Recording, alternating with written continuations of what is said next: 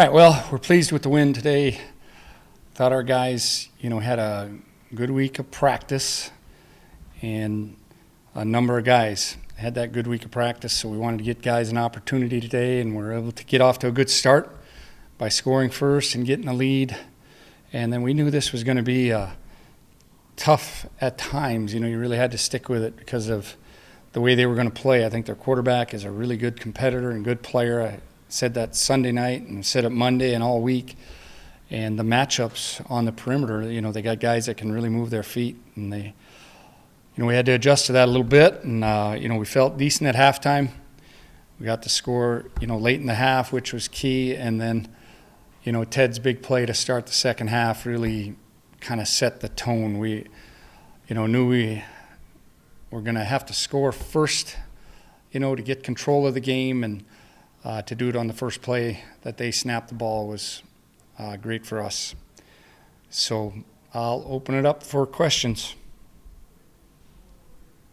Did you see the Ted play coming? Did you know that he was going to be jumping that kind of thing? Was that something that was talked about? They were running a lot of that this week, but a lot of it early in the game. And then early in the second half, probably went back to what they were going to do early in the game, get us running to the perimeter, and just a good play by a veteran player. Really, that's what it was all about. What's the injury status of Hope out this year? Yeah, I really don't know at this time. We want to be really cautious with him at this time, so we'll see where he's at. We usually take a look at those on Sunday morning again, and have not talked to him since the game ended. What did you think of the Romfo family today? Yeah, really, those two guys, the twins, just there. They won all those high school games for a reason. They love playing, and they're really good competitors and have a desire to do well. And I thought Simon had a really good week, so we wanted to give him an opportunity earlier in the game to contribute, and he took advantage of that. And then, Grant late in the game, just running hard and taking advantage of opportunities. We talked to our team about that throughout the week is, at this time of year, you really got to stick with it and not really be concerned about how many touches you're getting or all those things. We had an alum that came back and talked to us and talked about the thing he remembers from 30 years ago is contributing. That was really stressed when the program, when he was here in the program, and it couldn't have been better timing. That's what we really want to stress with our guys, to contribute. That's really important. And when you get your opportunity, do your best. And that was great. How valuable is it to get reps for some of these guys? You guys have had comfortable leads at home. So, whether it's a Trey Feeney or a Simon Romfo or, even a Corey Ty today, what do you think of getting some of those guys some reps? Well, I think it's very valuable. For one thing, it keeps a lot of guys involved. And when, you're a bit more involved, it gives you some energy.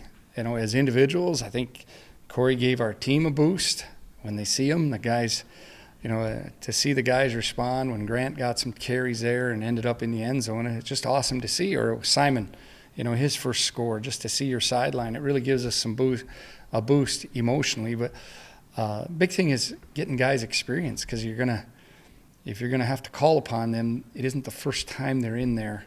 And I thought that was really good for our team today. This hasn't happened a lot, that we get in games where we can play a lot of younger guys, and we've had an opportunity to do that a couple times this year, so that's been really good for us. Post-game in the locker room, did address anything about the fact that North Dakota State's coming to town? Yeah, we want to stay pretty consistent, and we know there's going to be a lot of outside attention on the game, but obviously a big game. It's going to be a big league game.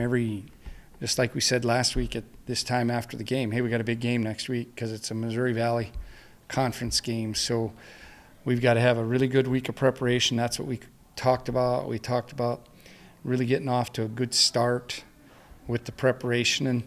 And we know it's a really tough opponent that's won a lot of football games, but coming up to our place, and we just got to be ready to take on the challenge of that and really take care of what we can control. And we can control our preparation and our mindset, and that's what we're going to focus on.